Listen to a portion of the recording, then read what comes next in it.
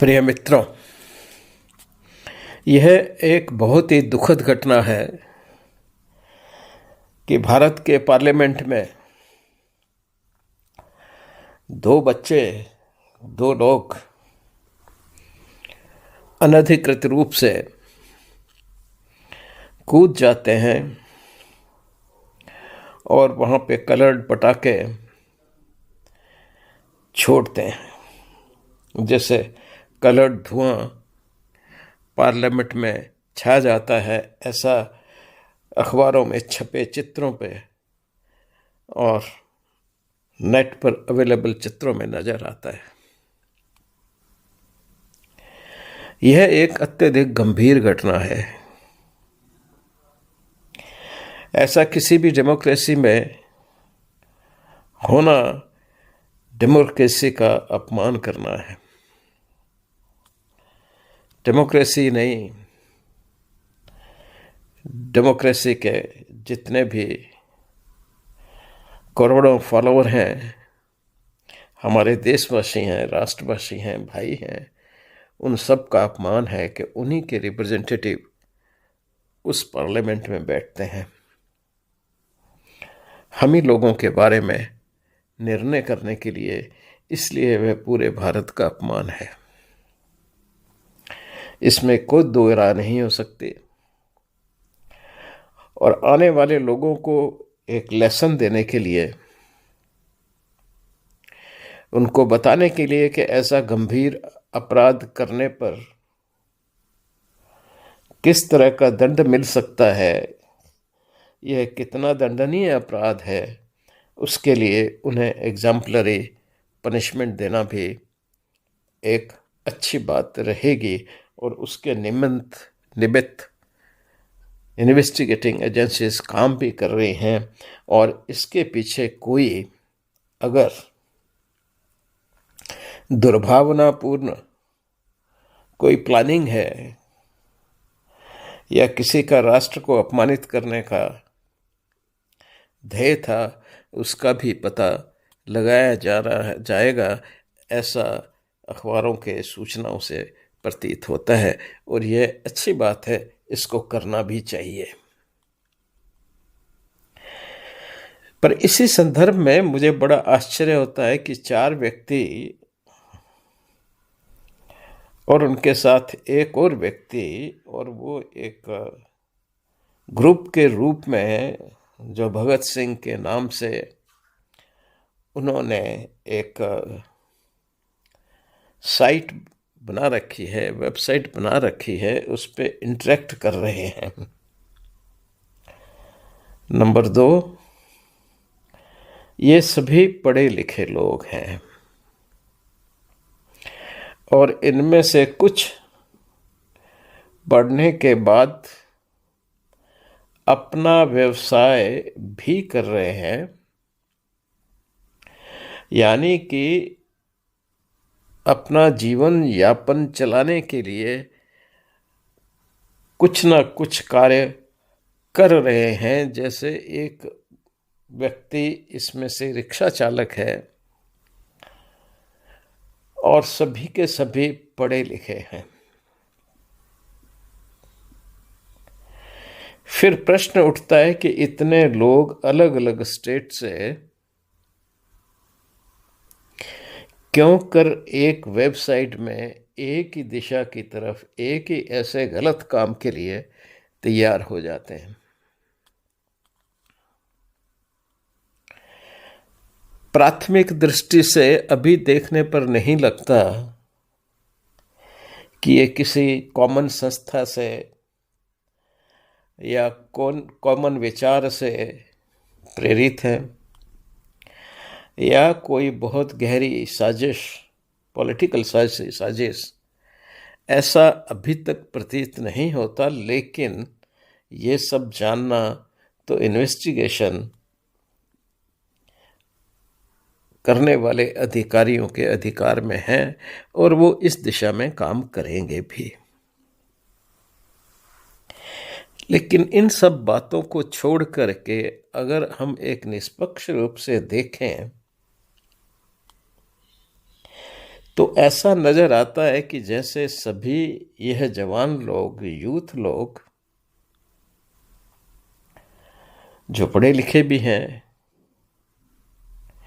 एक बहुत बड़े फ्रस्ट्रेशन जिसे कहते हैं अंग्रेजी में,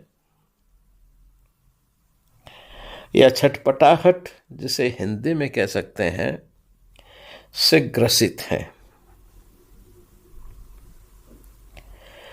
हमारे समाज की एक बड़ी गलत परंपरा रही कि हमने एजुकेशन को ही एक मात्र नौकरी पाकर के अपना जीवन यापन करने का साधन बना लिया है, समझ लिया है। यह धीरे धीरे टूट रहा है नेट और इंटरनेट के आने के बाद, और कुछ नई संभावनाएं समाज में दिखने के बाद बहुत से लोग अपने नए नए कार्यक्षेत्र ढूंढकर उनसे अपना कमाने का या अपना जीवन यापन करने की कोशिश कर रहे हैं। ऐसा बड़े स्पष्ट रूप से दिखाई देता है। यानी कि समाज में एक परिवर्तन आ रहा है जो 200 सालों में ब्रिटिश साम्राज्य और ईस्ट इंडिया कंपनी ने नौकरी ही एकमात्र साधन है जीवन चलाने का, प्रतिष्ठा का और सामाजिक आधार का, वह अब थोड़ा टूटता हुआ नजर आता है। और हर व्यक्ति अपने प्रयत्न से अपने जीवन को चलाने के लिए, अपने परिवार को चलाने के लिए कोशिश करता हुआ नजर आता है। लेकिन इस दिशा में जो प्रयास है सरकार की तरफ से या समाज की तरफ से, वह क्योंकि सैकड़ों सालों से एक भ्रमित समाज, एक समाज जिसका अपना स्वयं की सत्ता पर विश्वास ही टूट गया था और नौकरी पर ही उसका विश्वास जमा हुआ था, अधिकतर लोगों का, उनके लिए इस नए मॉडल को या नई व्यवस्था को अपनाना या उसमें अपने आप को लगाना थोड़ा तो डिफ़िकल्ट होगा ही, थोड़ा तो मुश्किल होगा ही। उनको समझने में भी, उनको सम्मान देने में भी और उनको सहयोग करने में भी। ऐसा ही कुछ गवर्नमेंट एजेंसीज में भी नज़र आता है। जो सरकार की एजेंसियां हैं वह भी अभी तक उसी चक्रव्यूह में घूम रही हैं। तभी तो एक आईएएस एग्जामिनेशन या आईपीएस एग्जामिनेशन के लिए या आईएफएस के एग्जामिनेशन के लिए लाखों लोग उसमें अपनी ताकत झोंक देते हैं। वो उतनी ताकत कहीं और लगाएं तो शायद उसका फल कई गुना अधिक होगा एक ब्रांडेड सरकारी अफसर बनने के बजाय। लेकिन हमारी मानसिकता बस हम नहीं कर पा रहे हैं। हमने विचार स्वतंत्र का जो अध्याय है, अपने पैरों पर खड़े होने का, जीवन अपनी इच्छाओं के अनुसार, अपनी क्षमताओं के आधार पर और अपनी विधाओं के आधार पर चलने का जो मार्ग है, उसको उन्हें ठीक से दर्शाया ही नहीं है, पढ़ाया ही नहीं है, बताया ही नहीं है। इसलिए समाज में अभी बहुत ही भ्रमित सी स्थिति है। एक तरफ कुछ लोग इसका प्रयास कर रहे हैं, नए नए स्टार्टअप चलाने का, नई नई चीज़ें क्रिएट करने का, नई नई चीज़ें बनाने का। यह सब कार्य काफ़ी मात्रा में चल रहा है, लेकिन फिर भी वो इतना स्थापित नहीं हो पाया है कि वह हर व्यक्ति को कुछ काम दे सके या उसके क्षमता के अनुसार उसको सम्मानपूर्वक सम्मान पूर्वक जीने का अधिकार दे सके। इनमें से एक लड़का जो पार्लियामेंट में कूदा है वह शायद रिक्शा चलाता था, इलेक्ट्रिक रिक्शा चलाता था, पढ़ा लिखा था और इलेक्ट्रिक रिक्शा चला रहा था। इसका मतलब हम ये तो शर्तिया कह सकते हैं कि उस व्यक्ति में अपने पैरों पर खड़े होने की, अपना स्वयं जीवन चलाने की एक बहुत बड़ी तमन्ना और इच्छा है और उसके निमित्त वह अपने काम करके अपने परिवार को चला भी रहा था। बंधुओं, इन चारों पांचों लोगों के इतिहास को देख करके, इनके जीवन को देख करके ऐसा नहीं लगता कि इनमें से कोई भी व्यक्ति बॉर्न क्रिमिनल है या उनमें कोई पर्सनालिटी डिसऑर्डर्स हैं या उनमें किसी तरह के मानसिक विकार है। ये सब परिस्थितिवश अपनी जीवन के संघर्ष के कारण, जो संघर्ष ये सब लोग अपने तत्व के लिए कर रहे थे, परिवार के लिए कर रहे थे या स्वयं के लिए कर रहे थे, उसमें उनकी असफलता ही उनकी एबनॉर्मल मानसिकता का कारण बन जाती है। आज आवश्यकता है कि युवा पीढ़ी के लिए सरकार, आज की सरकार, वह इस चीज़ को अपने संज्ञान में ले और अत्यधिक प्रयास करे कि आज हमारा युवा अपने सपनों को साकार करने में सक्षम हो। उसको ऐसी व्यवस्थाएं दी जाएं, ऐसी परिस्थितियां दी जाएं, ऐसे मौके दिए जाएं कि वो उन सब कामों को कर सके और अपने जीवन यापन को सम्मान पूर्वक वो जी सके। व्यक्ति को खाना भी उतना ही जरूरी है जितना उसका व्यक्तिगत सम्मान और अस्तित्व। ये तीनों चीजें जीवन में, अस्तित्व, सम्मान और खाने पीने का इंतजाम, ये सब तीनों चीजें एक साथ चलती हैं। हर व्यक्ति अपने विधा को उपयोग में लाना चाहता है, हर व्यक्ति अपने सपने को पूरा करना चाहता है, पर यहाँ तो सपने लेना ही संभव नहीं हो पा रहा। इसके लिए मैं ये नहीं कहता कि आज की सरकार जिम्मेदार है।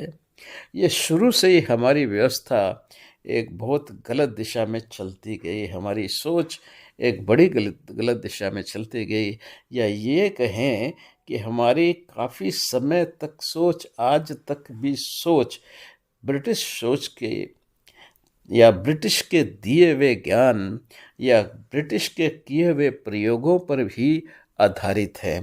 हमने उसमें कोई नए प्रयोग नहीं किए हैं, नए अध्याय नहीं खोले हैं, नए चैप्टर नहीं खोले हैं, कोई नई सुविधाएं उसमें क्रिएट नहीं की हैं।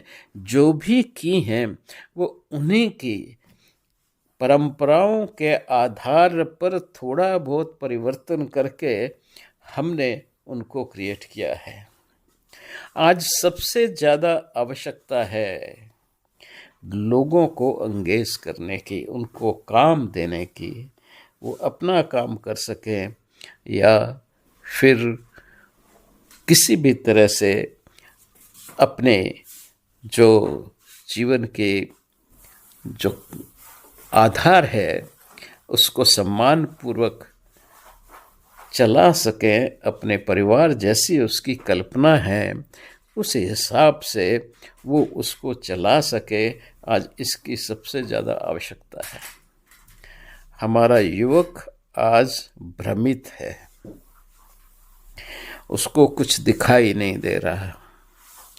कुछ सालों तक पढ़ने में व्यस्त रह करके और उसके बाद वो क्या करे, उसके लिए सबसे बड़ा प्रश्न है। फैमिलीज भी बच्चों पे अपना खर्च पूरा कर रही है, तभी तो 80% हायर एजुकेशन भारतवर्ष में प्राइवेट हैंड्स में है, और ये सबसे बड़ा कंसर्न का पॉइंट है। यह प्राइवेट यूनिवर्सिटीज़ या प्राइवेट इंस्टीट्यूशंस सिर्फ स्वयं धन कमाने की इच्छा से ज़्यादातर प्रस्थापित हुई हैं। बहुत कम लोग होंगे इनमें से जो शायद समाज के हित के, पूर्ण हित के लिए काम कर रहे हों। मैंने स्वयं एक यूनिवर्सिटी को बनाया है, मैं इसमें अपना प्राउड लेता हूँ कि मैंने उस यूनिट को बनाया, अपने 10 साल दिए हैं, लेकिन अंततः आज उस यूनिवर्सिटी के संस्थापक से मेरी बातचीत भी नहीं है, बातचीत तक नहीं है। मैं न कोई बातचीत करने की इच्छा है, जब मुझे पता चला कि ये तो बहुत ही अत्यधिक स्वार्थ से लिप्त होकर के काम कर रहे हैं, उनका विद्या दान का या विद्या से कोई संबंध नहीं है। उनके आचार्य भी, उनके गुरु भी, उनके चांसलर भी उसी दिशा में चल रहे हैं, उनको उनसे कोई संबंध नहीं है, तो मन में बहुत अशांति होती है। मैंने उन लोगों को अपने चैप्टर में से, अपने जीवन के चैप्टर में से निकाल दिया, समाप्त कर दिया। मैंने उनके नाम हमेशा के लिए काट दिए, और उस यूनिवर्सिटी में जिस तरह से लोग पढ़ रहे हैं, कर रहे हैं, वो सब उसी आकांक्षाओं की तरफ जा रहे हैं जो एक सामान्य स्कूल या यूनिवर्सिटी में या कहीं कॉलेज में लोग पढ़ते हैं या करते हैं। तो उस तरह की शिक्षा मिलने से हमें समाज को कोई फ़ायदा नहीं होने वाला। हाँ, नौकरशाही के लिए कुछ लोग क्रिएट होते रहेंगे, कुछ इंजीनियर बनते रहेंगे, कुछ डॉक्टर बनते रहेंगे, कुछ लोग और तरह तरह की डिग्रियां लेकर के वहाँ से निकलते रहेंगे, लेकिन जो इस पूरे समाज को सक्षम बनाने की और उन व्यक्तियों की अंदर की विधा को जगा करके इस समाज में स्थापित होने की और अपने आप के लिए एक सम्मान अर्जन और धनार्जन भी करके, जिससे कि वो अपना गुजारा कर सके सम्मान पूर्वक इस समाज में, ऐसा कुछ उनमें होता हुआ नज़र नहीं आता। क्योंकि न तो बनाने वालों की इतनी दूरदर्शिता है, न ही उस पर सुपरवाइज करने वाले यानी कि चांसलर या दूसरे लोग जो रहते हैं उनमें इस तरह की कोई दूरदर्शिता, वैचारिकता या कुछ है। अध्यापक तो सब रिटायर होके इन यूनिवर्सिटीज़ में आ जाते हैं, पढ़ाते हैं। जो 25 साल 30 साल से 50 साल से वो पढ़ाते आए हैं, उन्हीं नोट्स को फिर से रिवाइज कर देते हैं। किसी तरह का कोई इनमें अनुसंधान पूर्वक एजुकेशन फील्ड में या लोगों का जीवन आदर्श में हो सके, ऐसा नज़र नहीं आता है। न ही ऐसा कोई प्रयास मुझे नज़र आता है सरकार की तरफ से। सरकार बहुत, मैं ये नहीं कह रहा कि सरकार नहीं कर रही, पर्टिकुलरली इस सरकार ने बहुत कुछ किया है। इतना कुछ किया है कि जो पहले 70 सालों में नहीं हुआ वो इन्होंने सब किया है। लेकिन फिर भी कहीं ना कहीं एक दिशा विहीनता, कहीं ना कहीं एक कुछ चीज़ ऐसी मिस हो रही है, ऐसी चीज़ को नहीं किया जा रहा है, या कुछ चीज़ों को उसी पुराने मापदंड से, उसी पुराने रास्ते से किया जा रहा है, क्योंकि नए रास्ते शायद हमें मालूम नहीं हैं। नए विचारों से हमारा अभी तक टकराव नहीं हुआ है। दिशाएं ढूंढने का और समाज के लिए रास्ते ढूंढने का, समाज के लिए, समाज को सुखी करने के लिए, समाज की सोच करने के लिए, समाज का विचार करने के लिए, और समाज में से ही अपने आप को एक समझकर उसी तरह सोच करके नए नए साधन निकालने का तरीका नज़र मुझे नहीं आ रहा है। वह इस पॉलिटिक्स पार्टी में भी मुझे नज़र नहीं आ रहा। बहुत ज़रूरी है हमें कम से कम हर साल 50 लाख के करीब नए जो कार्य हैं, काम हैं, सर्विसेज हैं या नौकरियां या संभावनाएं हैं, हम नौकरी की बात नहीं कर रहे, मैं पहले ही कह रहा हूँ कि नौकरी नहीं, जो संभावनाएं हैं वो क्रिएट करनी होंगी। और उसके लिए हमें विलेज और शहर दोनों की तरफ एक समय में एक साथ और एक जैसा व्यवहार करना पड़ेगा, इम्पोर्टेंस देनी पड़ेगी। अगर शहर और गांव दोनों को हम बराबर इम्पोर्टेंस देंगे, जो चीज़ शहर में क्रिएट कर रहे हैं वही चीज़ गांव में क्रिएट करेंगे, जो सुविधा शहर में है वही चीज़ गांव में होगी, तो ये सारी समस्या अपने आप सुलझती जाएगी। क्योंकि अपॉर्चुनिटीज़ जो हैं वो एक विशाल क्षेत्र में क्रिएट होंगे, न कि एक शहर तक सीमित रहेगी। आज यह भी एक समस्या है कि सारी की सारी अपॉर्चुनिटीज़ शहरों में एकत्रित होती जा रही है। नतीजा ये है शहरों की पॉपुलेशन बढ़ती जा रही है और गांवों की पॉपुलेशन घटती जा रही है। इसको रिवर्स करने की आवश्यकता है। गांव में शहरों से ज़्यादा अपॉर्चुनिटीज़ नज़र आए, शहर में ज़्यादा अपॉर्चुनिटीज़ क्रिएट की जाए, चाहे वो हेल्थ की हो, चाहे एजुकेशन की हो, चाहे जुडिशरी की हो, चाहे पुलिसिंग की हो, चाहे पोस्ट की हो, किसी भी तरह की जो सामाजिक आवश्यकताएं रहती हैं या सुविधाएं रहती हैं, उन सबको गांव में ज़्यादा और शहर में कम करें। क्योंकि शहर में तो प्राइवेट से भी आ जाती हैं, समाज के अपने लोग भी कर लेते हैं, लेकिन गांव में इसका अभाव है। इस तरह से तारतम्य से जब तक हम इन युवाओं के लिए अपॉर्चुनिटीज़ क्रिएट नहीं करेंगे, जब तक इन युवाओं को हम अप्रोप्रिएट सम्मान नहीं देंगे, जब तक इन युवाओं की इच्छाओं का हम सम्मान नहीं करेंगे, जब तक समाज इन बच्चों की एम्बिशंस का पूरे करने का उनको अपॉर्चुनिटी नहीं देगा, जब तक वो नहीं कर पाएंगे, इस तरह की अस्त व्यस्त असंगठित कार्रवाइयाँ इधर उधर होती रहेंगी। क्यों कि हमारा युवक जो है वो भटका रहेगा। इस युवक को एंगेज करने की ज़रूरत है, इस युवक को कुछ काम देने की ज़रूरत है, इस युवक को एक कंस्ट्रक्टिव फोर्स बनाने की आवश्यकता है, इस युवक को अत्यधिक अपॉर्चुनिटीज़ देने की ज़रूरत है।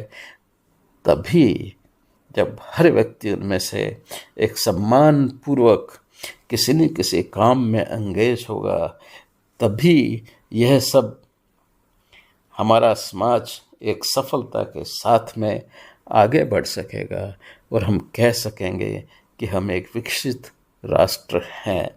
लेकिन जब तक ये नहीं हो पाएगा, घटनाएं इस तरह की और दूसरे तरह की, कई तरह की, अलग अलग तरह की, उनका स्वरूप बदल सकता है। वो अमेरिका में जुम्बी ड्रग्स की समस्या बन सकती है, हिंदुस्तान में इस तरह के इलॉजिकल पॉलिटिकल एक्शंस की क्रिएशन हो सकती है, कहीं पे किसी और रूप में सामने आ सकती हैं।